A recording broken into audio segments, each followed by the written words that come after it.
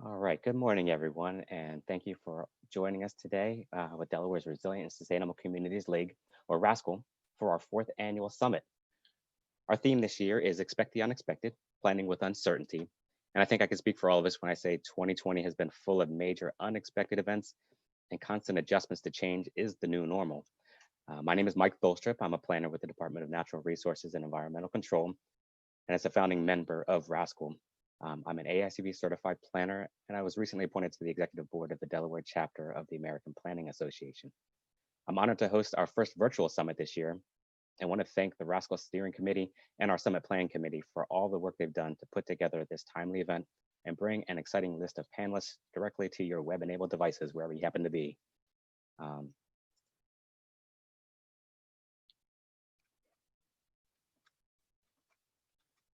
For those of you who are not familiar with RASCL, our network represents state government, nonprofit, and academia. With a focus on climate change, we are committed to working together to provide technical expertise and support to Delaware communities in order to increase their capacity to adapt and mitigate and respond to environmental changes. We're known for hosting community coffee hours throughout the state, sharing news and resources within our network. And for the first time this year, we've successfully proposed a 2020 National Fish and Wildlife Foundation National Coastal Resilience Fund Award. And we've led that for planning work that's going to happen in the Mispillion and Cedar Creek watersheds here in Delaware.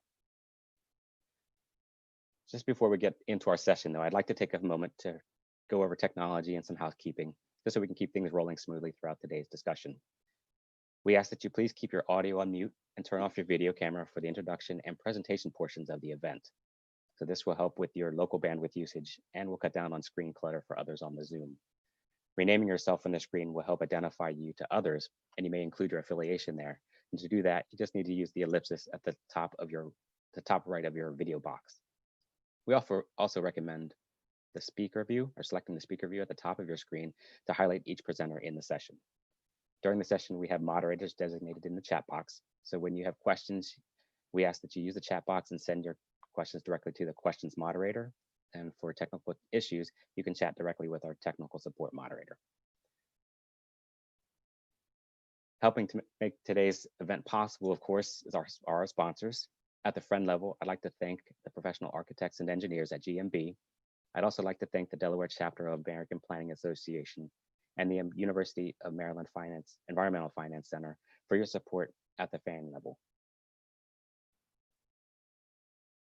This morning's session is the first of 3 summit webinars titled Recover Delaware Initiative, Improving Economic Resilience During and After COVID-19. We have a moderated discussion for roughly 15 minutes, which will include time for audience questions, which we receive in the chat box.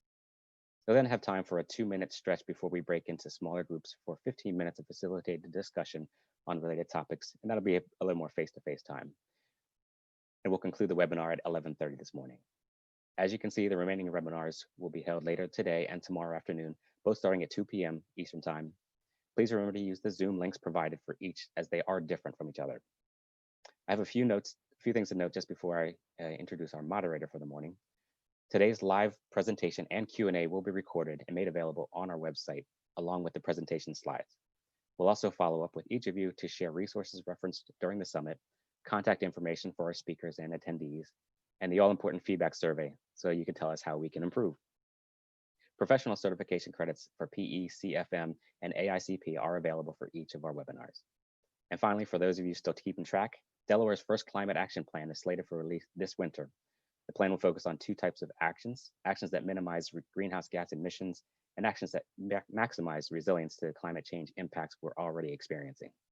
For more information on that, you can find that at declimateplan.org. All right, with that, I'd like to introduce our moderator for the session. Jennifer Holmes is the Coastal Training Program Coordinator for the DENREC Division of Climate, Coastal, and Energy, and a member of the RASCL Steering Committee. Jen, the panel is yours. Thank you, Mike. Welcome everyone to RASCL's 4th Annual Summit. We're so pleased to have you join us today. Just as a reminder to turn off cameras to save bandwidth and to keep yourself on mute during the presentations. Please feel free to type your questions in the chat box, and if we don't have time to get everyone's question, our panelists have graciously offered to provide follow-up answers. so we will be recording today and capturing information in the chat box. It is my pleasure to introduce our panelists for this morning's session. Troy Mix is the Associate Director and Policy Scientist with the University of Delaware's Institute for Public Administration, or IPA. He leads IPA's regional development and planning team, which works with communities, individuals, and organizations seeking to shape the future of places they care about. Kirsten McGregor is the founder and principal of SAGAX Associates, LLC, an economic recovery and development consulting firm supporting governments, nonprofit organizations, public-private partnerships, and businesses to respond to and prepare for economic disruptions and disasters. And Dr. Erik Pages is the president and founder of EntreWorks Consulting, an economic and policy development consulting firm focused on helping communities and organizations achieve their entrepreneurial potential. We are pleased to have them join us today to discuss the Recover Delaware initiative, improving economic resilience during and after COVID-19. Now I will hand it off to Troy to begin our panel discussion. Troy? Thank you, Jennifer. Good morning, everyone. Happy to be here today. Happy to have the chance to talk about economic resilience, to talk about Recover Delaware. And I'm going to launch my slides here, which will take us through today. So we are supposed to talk about resilience today and as it applies to the economy. So a good place to start is what is resilience? And you'll quickly learn I probably have plenty of answers. I don't know if they're all the right answers, but I'm going to try to tee some things up for conversation and bring Kirsten and Erik in to give different perspectives and welcome your questions along the way on topic with things we're talking about. If you want some clarification or throw things on the table relevant to what we're talking about. But I want to first talk about Recover Delaware, which is an initiative we started I guess July 2020 at the Institute for Public Administration. And it's still a skeletal initiative, I must say, but it's about exposing people to the idea of recovery, raising awareness about recovery for a couple reasons, two main reasons. One is that many people are hurting economically, socially. This is no secret.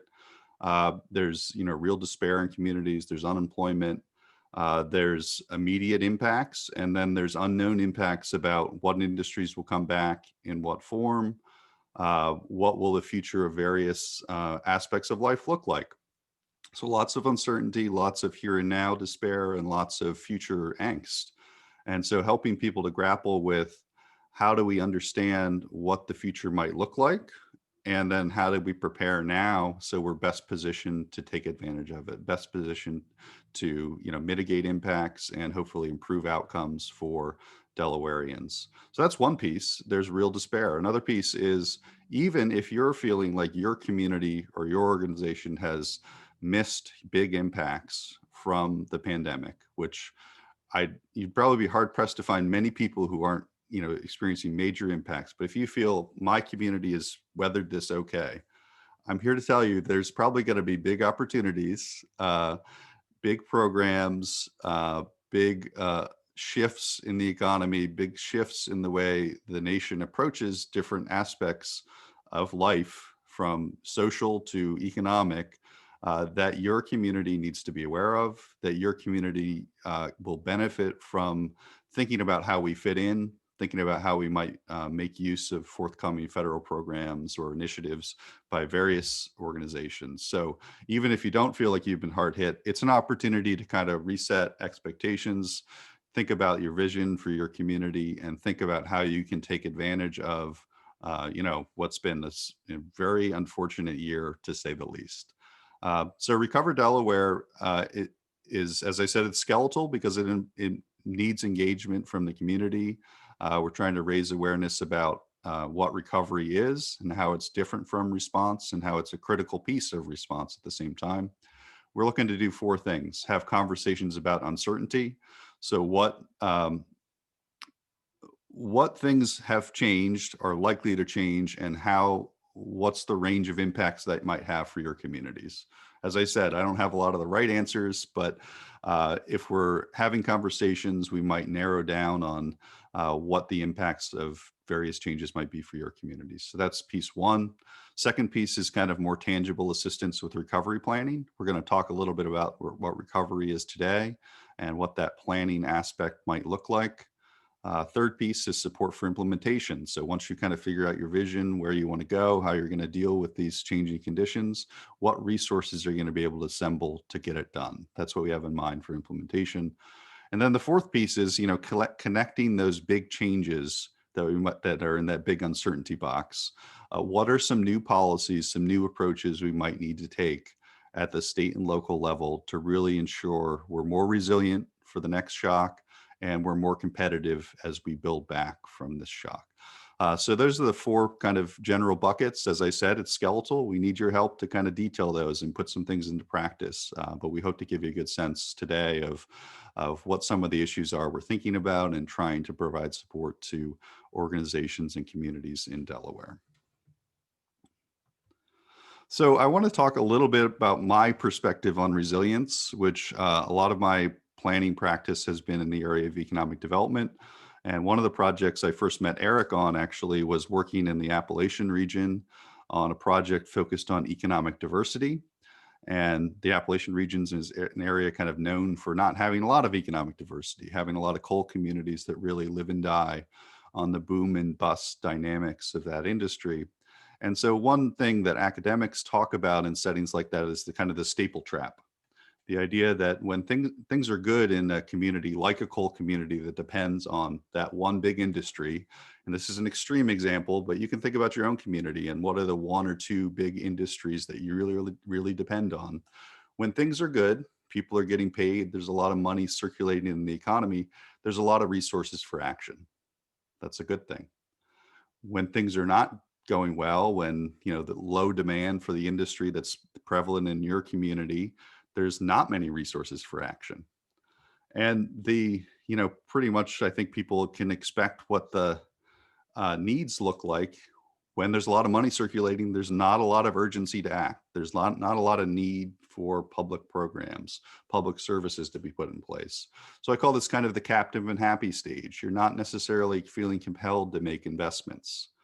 The other side of the coin, when demand is low for your industries, when people are unemployed, there's not many resources for action, and all of a sudden we're trapped and anxious because we need those investments in public programs. We need to be thinking about how we're going to dig out.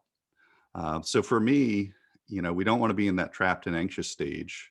We want to be in a situation where we're resilient to shocks. We can take a punch and we can rely on other investments we've been making consciously over time.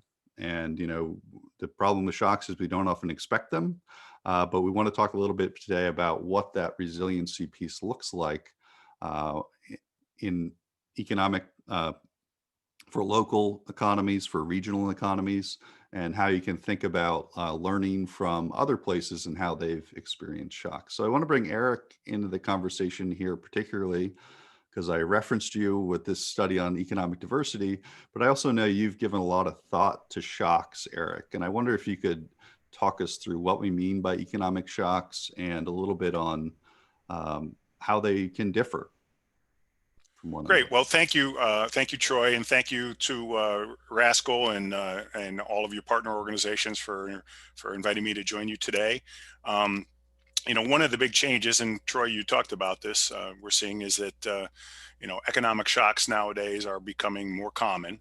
And as you said, we can never predict an economic shock, but I think one thing we can predict is that sadly, in our lifetimes, we're all going to go through multiple economic shocks. Part of this is due to climate change, of course, but part of this is also due to the rapid pace of technological change and more global competition than, say, 30, 40 years ago.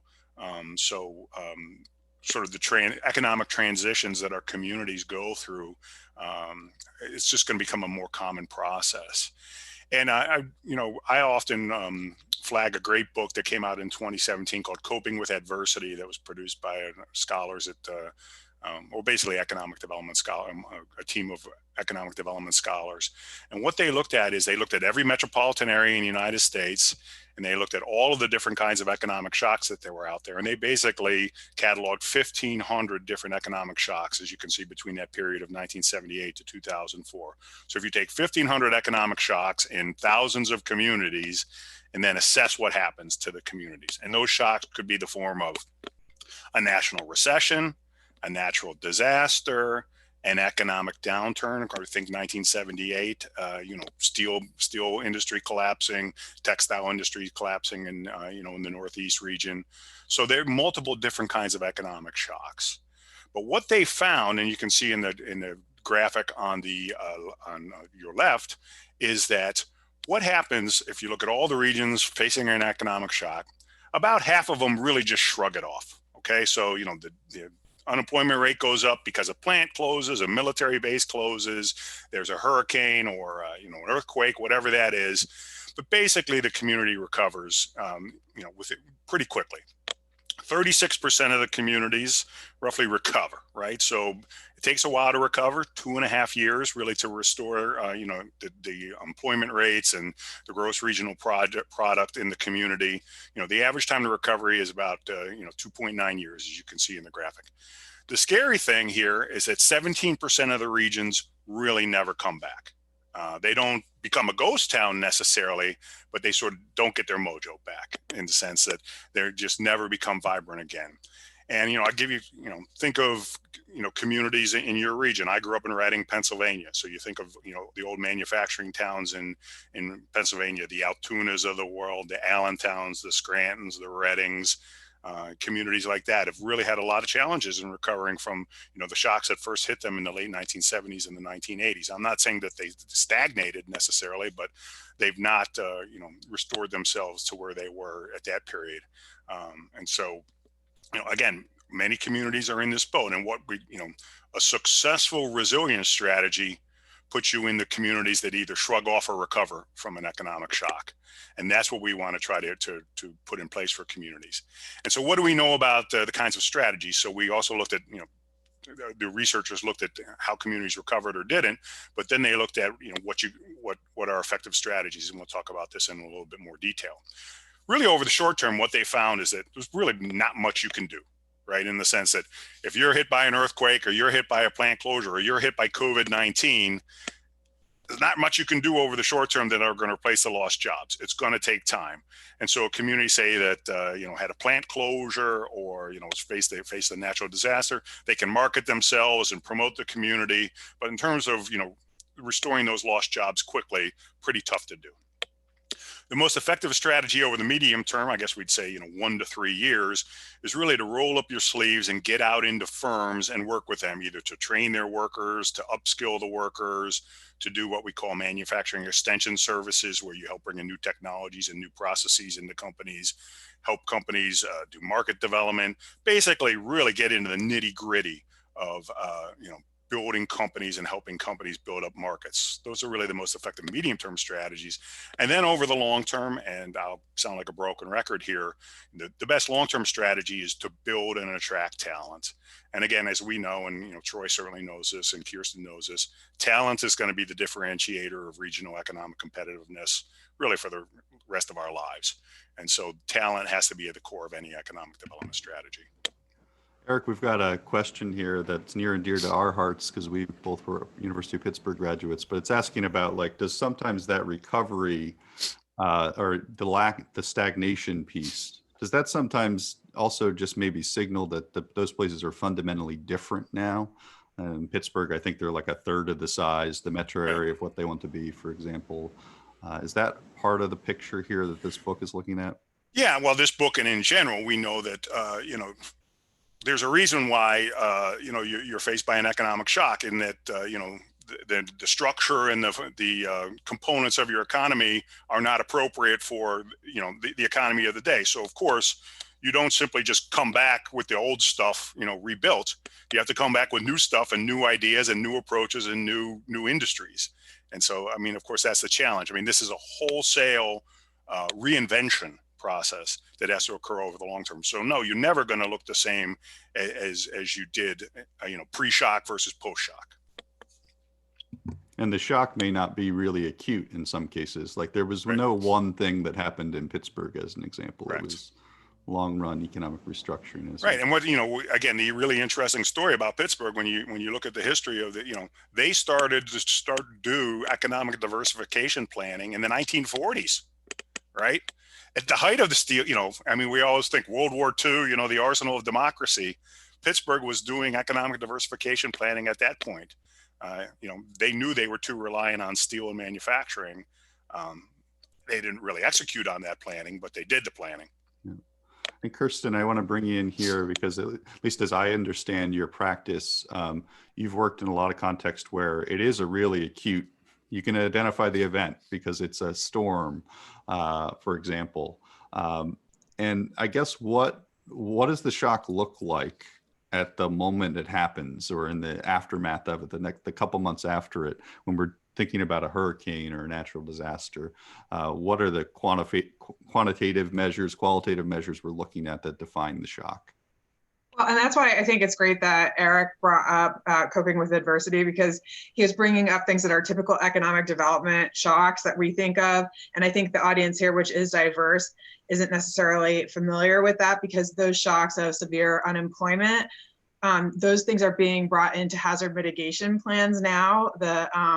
If there is a manufacturing plant that closes that has 2,000 people losing their jobs, these are things that are now being brought into hazard mitigation plans, right? That you wouldn't think of. I just bring that up, but how that looks with natural disasters for the weeks that follow. I mean, it's basically the life-saving efforts. It's like that's where that's different from what Erik is looking at with his proposal here, his presentation here. Sorry, it's basically like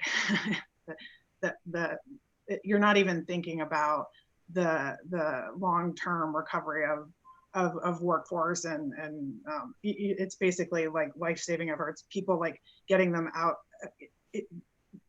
You're not even thinking that. It's that response phase of getting people into homes. Yeah, we're going to talk a little about COVID and how it's different as we go on here. And certainly I think we can see the mix of the turn the light switch of the economy off for a period of time and it's not completely back on. And you're dealing with those life-saving issues and keeping people safe kind of issues. I want to talk a little bit about, you mentioned talent, Erik. And we're all up for a little math this morning, especially as it relates to recovery and resilience. So I wonder if you could take us through this equation as you understand kind of like the fundamentals of making sure you're like ready for resilience or ready for recovery. Right. So this slide and the next slide, we'll just talk a little bit about what we think are some of the key ingredients of a successful recovery and resilience strategy. Again, I'm a consultant, so I got to have a cute little equation and mnemonic device for you. So, just quickly to talk about these things, this is basically what we in the business will be doing in the business of economic development for the next 2 to 3 years, right? This is pretty much what every community is going to have to do to recover. First, as I said, of course, is talent development. And here what I'm talking about, when we think about talent development, we can think about workforce development and training people or retraining people. What I'm talking about here is building a place that attracts talented people.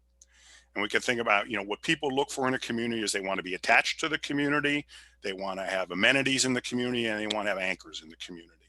And so, all of us, particularly those of us working in smaller towns or rural communities, what can we do to encourage and to attract talented people to come live, work, and play in our communities? This means you've got to have good schools, you've got to have recreational amenities, you've got to have availability of housing that's appropriate to the people that are coming to your community. And you've got to you've got to be welcoming in the sense that we want people to come here, we want newcomers to come here, and we're going to welcome you into the community. All of these things become very important. And again, I think one of the biggest changes from COVID is, remote work becomes more of a possibility for people. We've shown that it can work here during COVID-19. This opens up huge opportunities for talent attraction and retention in your community.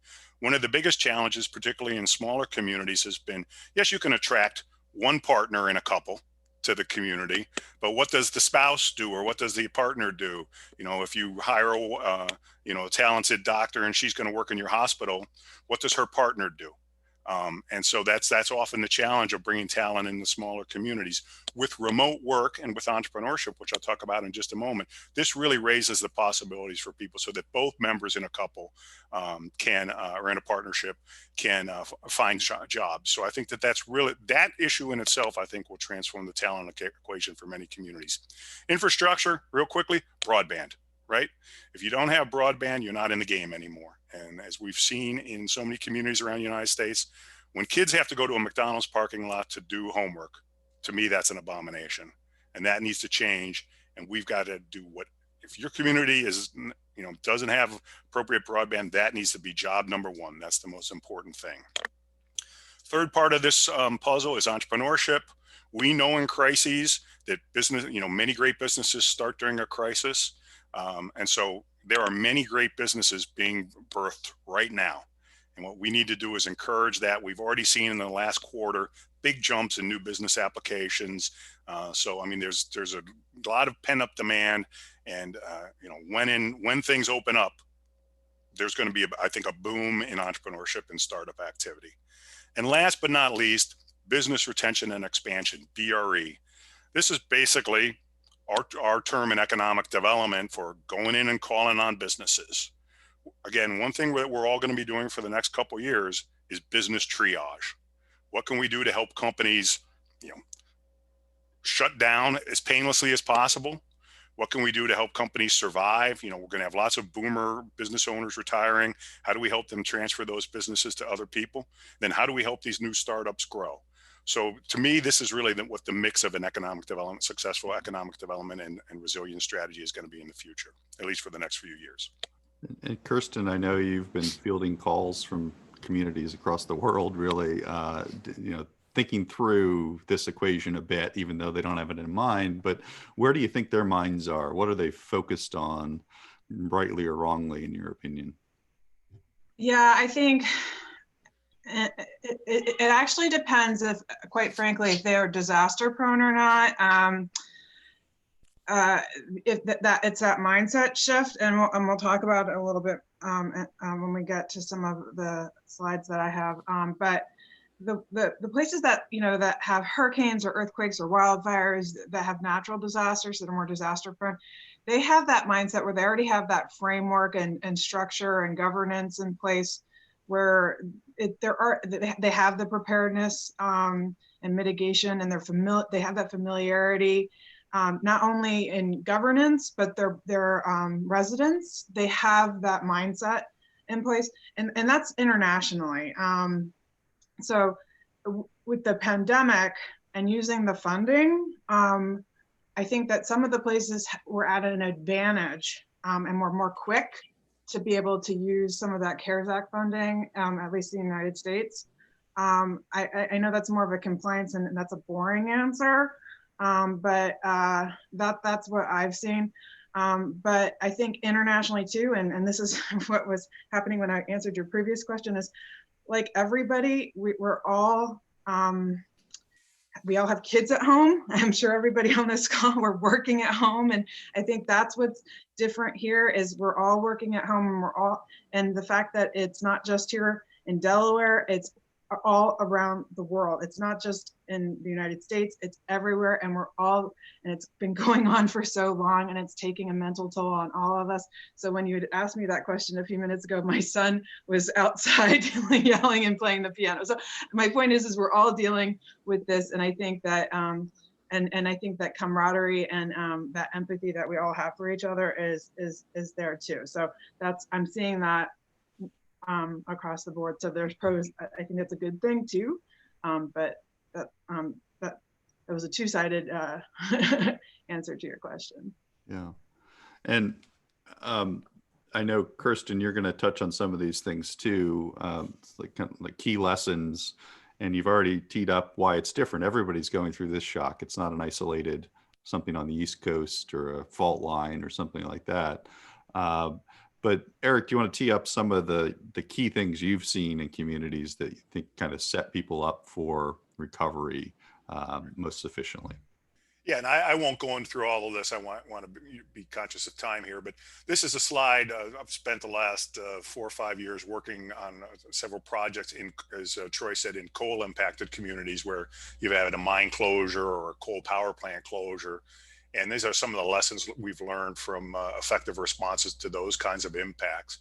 And I would just, particularly hit on the last one, hit for singles, not for home runs. What we really are, and again, we're going to come out of this at some point, hopefully sooner rather than later. It's going to be a slow recovery. I mean, it's going to be, we're not going to come out at the end of this year and everything's going to be back to where we were. And so we need to be preparing for a long haul rebuilding, right? And again, it's not just to take any job to replace the jobs that were lost. It's really is to, use this as an opportunity to diversify your economy, to make it more resilient, to make it more robust. And so really think about, this is an opportunity to think deeply about, what you want to be when you grow up, for lack of a better way to put it. And the only, again, I'll just preempt the, what is different about COVID-19 compared to, say, a coal mine shutdown. The coal mine shutdown pretty much is forever, right? So, here we're on, we've hit the pause button. It's hit every sector, but we've hit the pause button. So when we come out of this, there is going to be a lot of pent up demand. I mean, I'm very bullish about the U.S. economy, 9 months from now, a year from now. And I think that's going to, quote unquote, trickle down. I hate that analogy, but that's going to trickle down to most places in the United States. So I'm much more positive about it than I would be in place that's facing a structural shock or face a serious natural disaster, a Katrina, where, a lot of your assets are destroyed permanently. So yes, this is real painful. And it's hard hitting for everybody, but it's a pause. It's not a stop, right? And so I do think that there's greater potential coming out of this than in other kinds of economic shocks. And Kirsten, on that note of what do you want to be when you grow up? I know you've been involved in recovery planning. I wasn't going to ask you what you want to be. I assume it's a recovery consultant. But what does recovery planning look like? I know you've been involved in that formally at different places in your career. Could you talk us through that a little bit and what those phases are? Yeah, so I've been doing economic development for a couple of decades and dating myself, but I focused on economic recovery. So with some of the things that Erik talked about. So even things like when Dow and DuPont merged here in Delaware, that's considered a major local recovery type thing. The 2008 disruption, right? So the American Recovery and Reinvestment Act. So I worked for the Department of Commerce on those funds across the country with the American Recovery and Reinvestment Act. So that was a major economic disruption. So I say that because people don't think about those. But I worked on Hurricane Sandy in New Jersey and led the economic recovery there. Right now, it's been 3 years. In the Virgin Islands and Puerto Rico for Hurricanes Irma and Maria for the recovery there. But it's wildfires and and unfortunately it's more and more. So with FEMA, the recovery is first you have the incident, you have steady state, which is just the regular, here we are at the regular as is. Then you have the disruption, which is a hurricane, the wildfire, and or at the pandemic. And then you have the response, which is basically the Army Corps and FEMA comes in, and then you have the recovery, and then that goes on for years and years. So then you have resilience, and we'll talk about this, and preparedness and mitigation, which this group knows about, right? So we'll go to the next slide here, which I think this goes. So ongoing disruption. This is why I wanted to talk about this a little differently. So with COVID, we have to rethink about the response and recovery a little different, because if you see the top part, it's not just about the waves of, we keep talking about waves of the increase of COVID, keeps increasing. But it's not just waves of that. the pre-existing vulnerabilities of communities are now being heightened with whether that's social justice issues are now being heightened. We're also seeing increase of, sea level rise issues are now being heightened. And that's now below that line.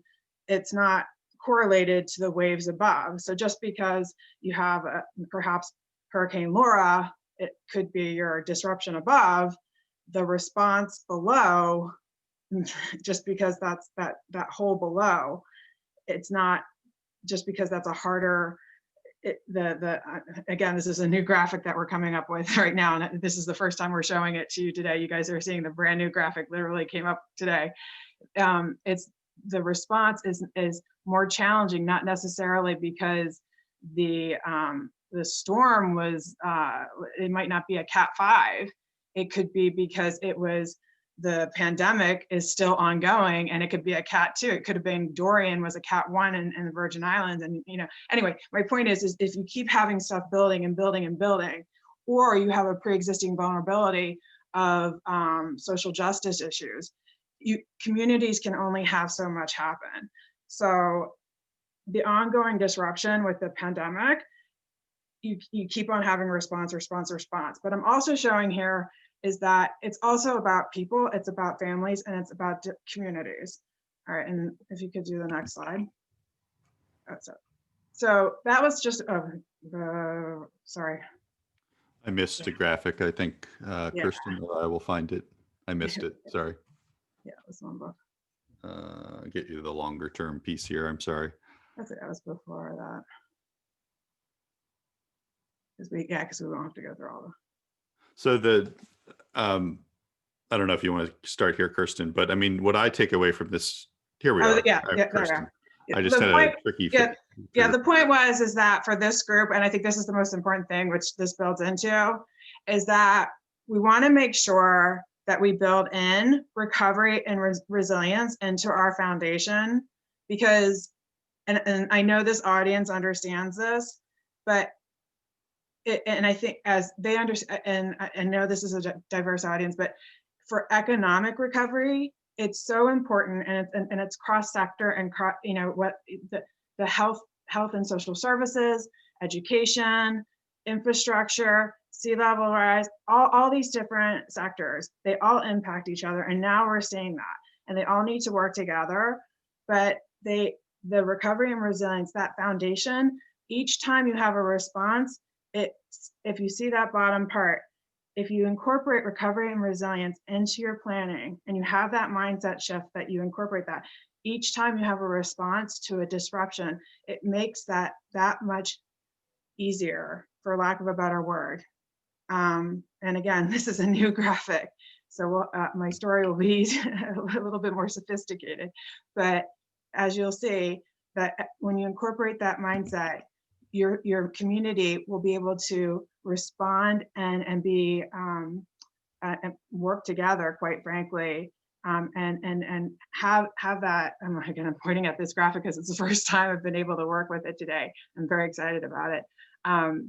That your community will be able to be resilient and be able to Erik's point, not be sitting in McDonald's because they have to have the education in the McDonald's parking lot, because the broadband will be there. You'll have that mitigation. You'll be embracing mitigation and preparedness. So anyway, resilience is about, it's not resiliency. Resilience is a mindset. It's a mindset shift, and it's not just about sea level rise, right? It's about healthcare, it's about education, it's about the economy, it's about all the different sectors. So we've got a question coming through, which is a question we've talked about, the three of us, about kind of scale. So we use terms like region, community, and the shocks, for example, was metropolitan regions. What does the scale look like that you're trying to build resilience? Is it a neighborhood, town, state, all the above? And maybe how does what you're doing differ at each of those scales potentially? Erik or Kirsten, feel free to chime in.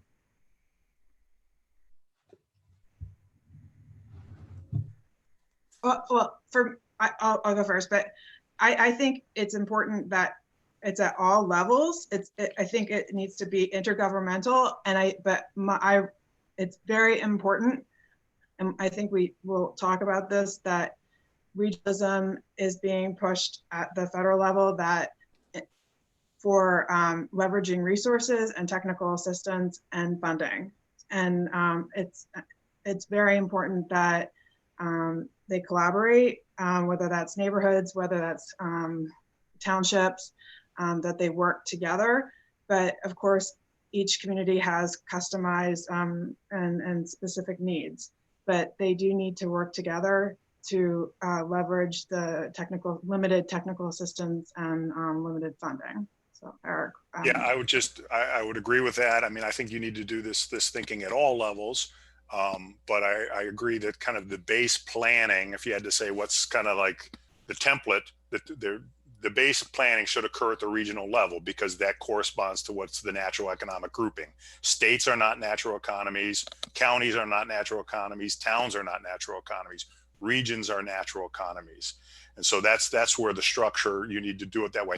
And the region may differ on the issues you're dealing with. So you may have a different regional planning for whatever, historic preservation than you might for disaster recovery and resilience, than you might for, an industry cluster strategy, say related to life sciences or ag tech or something like that. So the nature of the region may differ, but it should occur at the regional level. The most crass reason is because that's what the feds want and that's how you get the money. But the second reason is towns and even most counties are too small to have the resources and the capacities and kind of the scale to do this right. And economies don't have geographic boundaries. Like they don't think about political boundaries. Right, they don't think about political boundaries, and So when we talk about formal recovery plans, or maybe they're informal, Kirsten, could you tell us, like, if a town today or a region today were to do a recovery plan, who would they hand it over to? Anyone, or is it just for their own good? A municipality, if they were to prepare one? Yeah, is somebody asking towns or regions to prepare recovery plans? Sure. I mean, they can prepare one on their own, or they can work together with other municipalities. I mean, I know that there's several federal agencies that have funding for them, that they can apply for funding for them if that's something that they want to do. Again, to Erik's point, that they can collaborate together. There are different federal agencies depending on where they're located. USDA, for example, if they're rural, US EDA, again, HUD for urban. So anyway, there are different, or working with emergency management for mitigation purposes. There are NOAA. It just depends on what the focus is, and that's the beauty of it. Really, depending on what your focus is, there's EPA. There are a number of ways to use federal funding. It just depends on what your focus is. And if you want to look at workforce, again, that I know that isn't exactly what we're talking about, but workforce development, and actually it goes to the point that Erik was talking about. Talent is right. So workforce development plans, you might think Department of Labor is the only place you would go for, right? But EPA has brownfields training or mold remediation workforce plan. There's so many different workforce planning programs that aren't necessarily in the intuitive federal program that you would think. There's also more philanthropic money now because of the pandemic. That wasn't necessarily the case with economic development money. It used to go to relief. Another point I want to bring up, traditionally, disaster money goes to relief, which is that money right after the disaster. It's like 6% goes to the long-term recovery. So that's something that's starting to change that you're going to start hearing about. And so you mentioned a lot of agencies there and like a lot of potential places that you would kind of tailor a recovery plan for. I imagine, or I hope, communities aren't doing 7 recovery plans. So can you talk a little bit about, I mean, I know you've mentioned to me the importance of plan alignment, or like, how you try to serve those multiple masters with, limited amount of planning activity? Well, some plans are mandated regardless, right? So the state, and it depends, our state is small, right? But so hazard mitigation plans, comprehensive economic development strategies, it depends. Some are at the county, multi-county, or so regional or state level, it just depends. Workforce development plans by Department of Labor, transportation plans, they're mandated, and they have they need to be updated and they all have different requirements. But they all have to have public engagement and different stakeholder groups, and they have different timelines and different compliance issues. But what the interesting thing is, they all are starting to have these requirements, and if not necessarily requirements, strong guidelines, strong encouragement to incorporate resilience, which I know this group is going to be excited about. And there's sort of like the BRIC program with FEMA's new BRIC program that recently rolled out for mitigation purposes, that they are really encouraging, and this is at the headquarters level, and a lot of the transportation, USDA, they are, even though there's trillions of dollars out there, that's still limited right now for all the planning that needs to happen. They really want to leverage these resources and have communities work together and start aligning. And everybody on this webinar knows there's Zoom fatigue, there's messaging fatigue. It's going to start getting to the point where people are just going to stop going to meetings and just stop contributing. So we need to, this is going to go on for a while. So we want to make sure that we're using our community, because it's not just leaders. We want to make sure that we're getting our community's input.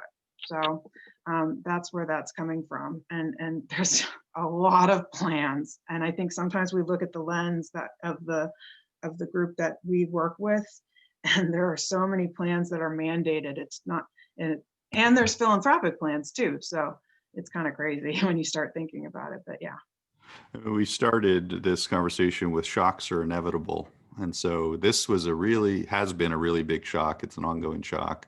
We hope we don't deal with one like this for a long time. But thinking about this is a bit of an opportunity. What do you think communities, Erik and Kirsten, can do to institutionalize this kind of resilient approach, this notion of we've got a backup plan in mind, or we've got a backup approach to thinking of what our backup plan is. How do you think that can work over these next couple months? Well, I mean, I think one thing is obviously to build back the small business base. We know that places that are economically diverse tend to perform better. And one of the key building blocks of economic diversity is local ownership of multiple different kinds of businesses. And so, building, who took the hit in COVID? It wasn't the coal industry, and the airline industry, of course, is one of them, but, it was multiple industries, but it was basically our small business space. And so building back that small business space has got to be job one. So I want to take we got about 15 minutes left of our piece here, and I certainly invite questions. I've got some that are coming to me that I'll try to weave in as we wrap up. Started with that first box of Recover Delaware. There's a lot of uncertainty out there about, I will use it because I guess I'm mandated to use it. What is the new normal going to look like? I can't get through a conversation without saying that. So there's a lot of uncertainty out there. I skipped a slide. And for me, at least, a lot of it revolves around, is the world flat? Is it spiky? Is it hyper local? I would say the answer is yes. It's all of those things. It's flat in that theoretically, you might be more related to a app in Denmark than you are your neighbor around the corner. There's opportunities for that app to invade your life more than you see that person at the grocery store. But we know that there's unequal access. We know that there's been unequal outcomes from the pandemic, and it's kind of laid bare a lot of those inequities, those broadband inequities, as Erik put it, the fact that people who work in certain jobs have been more exposed to the pandemic. So we've got a lot of building back and, addressing existing issues to think about. It's not just the shock and the jobs it affected, but that really people were in vulnerable positions, and we need to think about those things. So there's spiky outcomes, and then I would like to think there's hyper local opportunities. So we've spent a lot, if you're like me, you've spent a lot more time around your neighborhood than you have in years, because you haven't had anywhere to go. There's been opportunities to engage with local restaurants that have been different. You haven't been sitting there, for example, but you might be able to support them in different ways. And you've seen a lot of innovation at the local level. So I think, we're gonna have to play in all three of those places. There's globalization, there's inequities and outcomes, and then there's real local opportunities to rethink how we connect with our communities. And I just want to take Erik and Kirsten through a couple thoughts here on areas that I've thought about, and some of these we've talked about already, and get their reactions in terms of how they think communities might think about grappling with some of these things. And I invite people to send along topics they think there's a lot of uncertainty around as well. I'll just list them off here and you react how you see fit. But, how are we going to shop in the future? Play, travel, experience events, for example. What's remote work going to look like? How's that going to impact certain communities versus other communities? What's the need for digital infrastructure and skills? How is all of this going to play with state and local government revenues? And then there's a question that came through, or a comment. We're still dealing with a climate crisis, and some of the areas we're building back are coastal areas. How much should we be considering issues of like managed retreat, for example, as we think about building back in those areas? So I know you mentioned broadband already, remote work a little bit, but what stands out to you, Erik and Kirsten, in terms of issues you think local communities should be grappling with and thinking about whether we lean in or not? Well, I'll chime in on two issues here. One I think is a great opportunity, and one I'm worried about. Remote work, in many parts of the country prior to COVID, we were about 30 to 40% of the workforce was in independent status. And obviously that's going to grow. And one of the big issues we have there is the social safety net for these folks, insurance, healthcare, et cetera, et cetera. So I think, communities are going to have to start thinking about social safety net for the remote workers. I also think one of the big opportunities, particularly for smaller towns, is building third places for remote workers to convene. This could be, a co-working space, sort of a community center, a local center. It could be in the library. It could be in a spare building downtown. But, I don't know about you. I worked from home prior to COVID, but I'm really hungry to hang out with some people, right? And so, I like working for myself. I like being independent, but boy, I would like a place to go hang out and connect with people. And I think a lot of people are hungry for that. So I think that's a tremendous opportunity to build third places where remote workers and independent workers can get together. The other thing I'm worried about is this issue of state and local government revenues. And Troy, you and I have talked about this, but this question of the fiscal architecture of towns and local governments. There's going to be huge demand on local governments. And many local governments are not structured to generate the revenue through their tax systems. They're either too dependent on, say, a tourism tax, or the property taxes, or other kind of sales taxes are too spiky. So there's going to be big demand plus less consistent flow of revenue. That's a recipe for disaster. So we're going to really need to think about how we finance things, schools, all the amenities that people want from their local governments.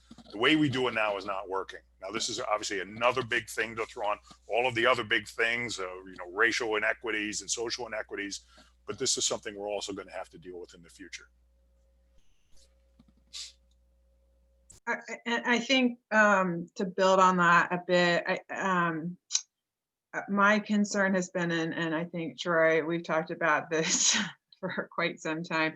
My concern is that there has been, and this is why I've been working with that graphic designer, which is why I wanted to present that brand new graphic today, was that there seems to be a misunderstanding of what response is and what recovery is, and that reopening businesses in phases is not recovery, and that there needs to be a new vision, and that we need to be innovative and think about the new, because this has been going on so long, this has completely changed how people's behavior and how they are going to be going. Like 9/11 changed how people traveled, but for several months. This has gone on for so long that it's going to change how people want to go back to work, and it's just, things are just going to change for years. So we really need to, just because a vaccine is going to come out, we can't think that that's going to change everything in a year.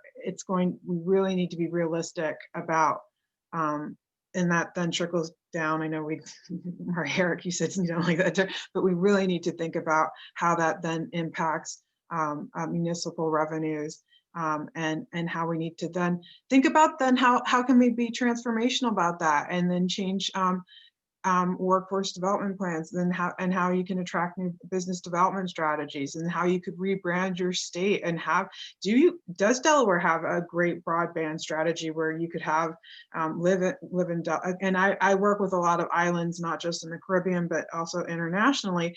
Brand your island, live in Guam here, and live here, work here. Even though your company's based in Illinois, you can work here, and we have broadband here. Anyway, my point is that there's places that are doing this and taking advantage of this situation, and using tax incentives and building up their infrastructure and taking advantage of this situation because they have to.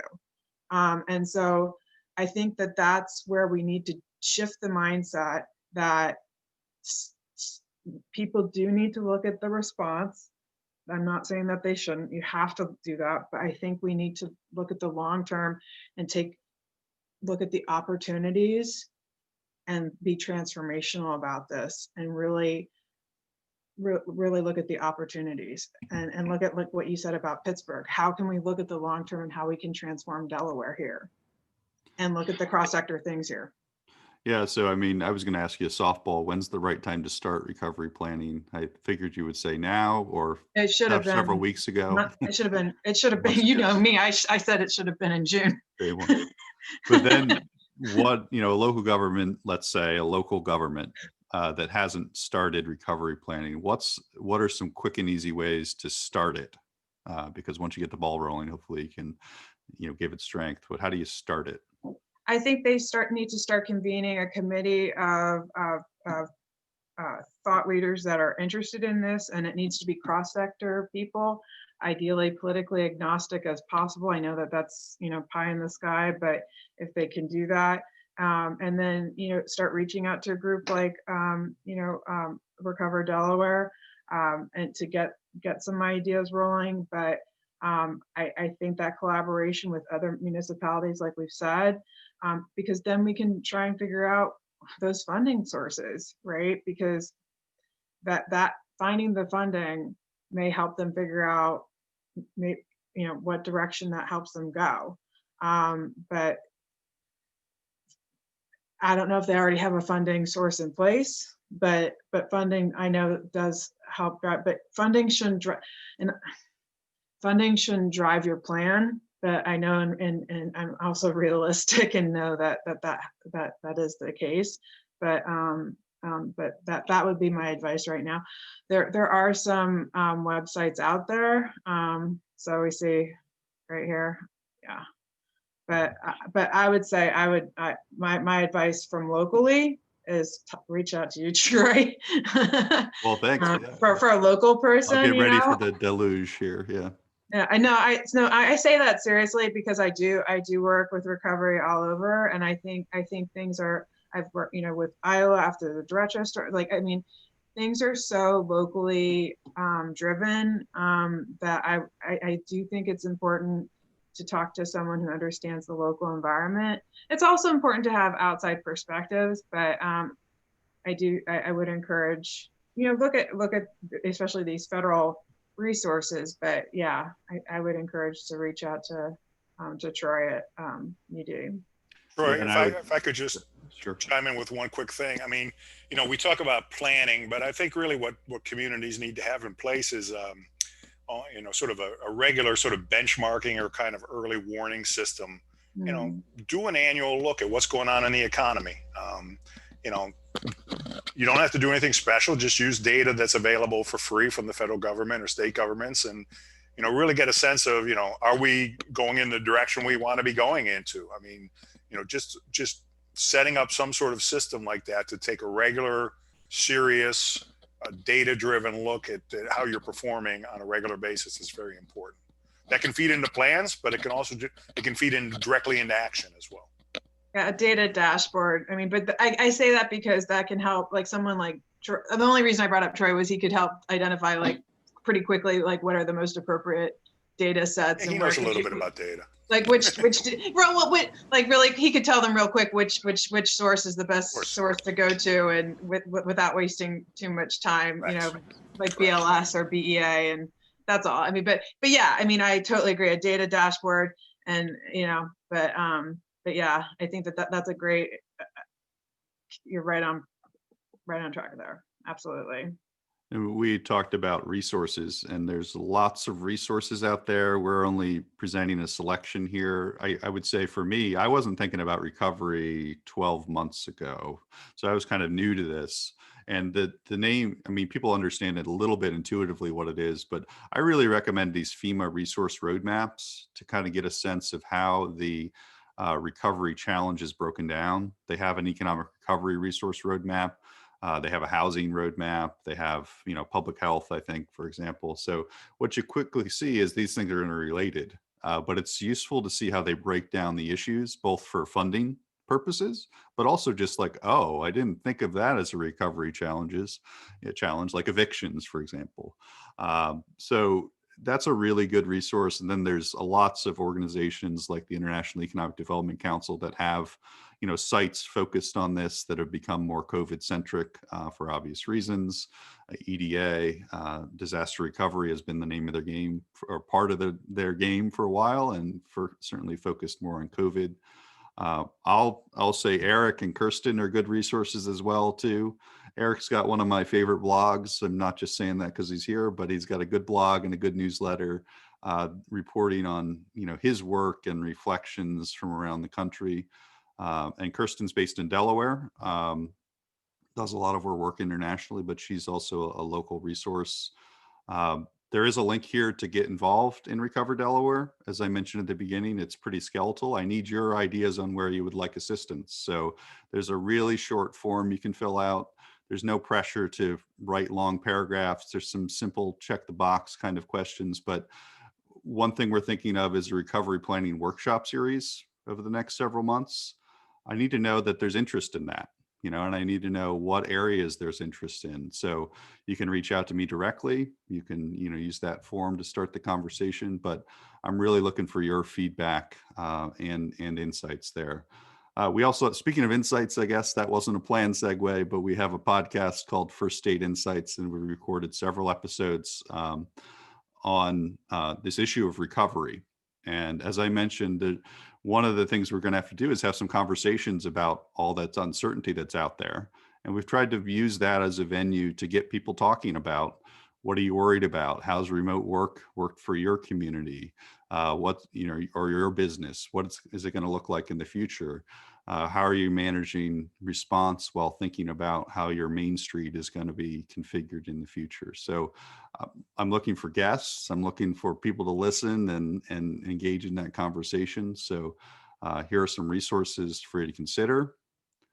And I'm certainly thankful to Erik and Kirsten, and I hope you appreciate them joining as well. I'm thankful for the opportunity to join here. I think we're 1 minute before our allotted time, but I'll leave it to Jenn to tell us if we're ready for breakouts or if we want to field some questions. Thank you so much. That was wonderful. We really appreciate your expertise, all of you. Just to let everybody know that we did put some links in the chat box. So those links that Erik, Kirsten, and Troy were sharing and about their various organizations are in the chat box. So please feel free to look at those links there. One question that we might have some time for is someone wanted to know if you could comment on volunteerism and resilience recovery. For example, in Delaware, most fire departments and ambulance services are volunteers, and many other public service volunteers are impacted as well. And I know that might be a cumbersome question, but we just have maybe about a minute to answer that. And we can also follow up with the questions we don't get to today. We will be following up in an email. Any suggestions for volunteers, organizations?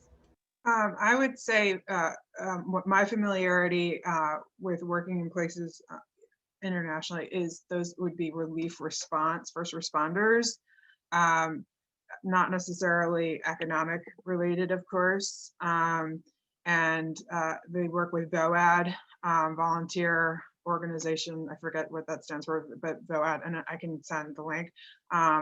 But I'm not necessarily familiar with how that's working in Delaware with first responders.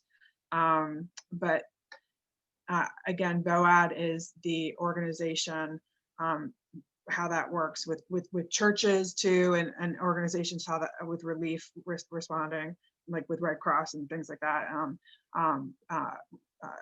But that's definitely something that we can do a follow up with the questions that you have. Yeah, really briefly, I would say, and this is probably not exactly where the question was intended, but when Kirsten's talking about a committee, convening a committee around recovery, and Erik's talking about taking a regular benchmark of your local economy, maybe now is the time to bring in some different volunteers. And I know that's not what VOAD is about, but some different volunteers to take a look and take a fresh set of eyes at what's going on in our economy. So I think there is an opportunity for people to volunteer and be invited to volunteer around this discussion in different communities. Wonderful. Thank you all so much for that. We do need to move on. So at this time, we're going to be working on breakout sessions. There should be some slides coming up here shortly for that, and we'll give you a little bit of heads up. But we thank the panelists for the very informative and engaging session, and we do greatly appreciate your time and expertise. We're going to be giving our participants an opportunity to discuss the information and network with colleagues. We're going to be placing those who are interested in staying on the line with us into breakout rooms where we want you to discuss the following questions, and they will appear right there. What insights or strategies from our speakers resonated with you most? And are there any other strategies used by your community or organization that could benefit others? There will be a facilitator in each breakout group with questions, so they'll be facilitating and capturing the discussion. Again, if we did not get to your question today, we will be sending a follow-up email with that information. While we're waiting to be placed into breakout groups, I wanted to mention that the Delaware Coastal Programs, with funding from the National Oceanic and Atmospheric Administration and in conjunction with the University of Delaware's Institute for Public Administration, is soliciting requests of interest from Delaware municipal and county government entities to enter into the Resilient Community Partnership in order to advance the implementation of equitable resiliency strategies as it relates to coastal hazards such as flooding, sea level rise, coastal storms, and climate change. Requests are due by 4:30 on January the 15th, 2021. And for more information, you can go to de.gov/resilientcommunity. So at this time, we're going to be putting everybody into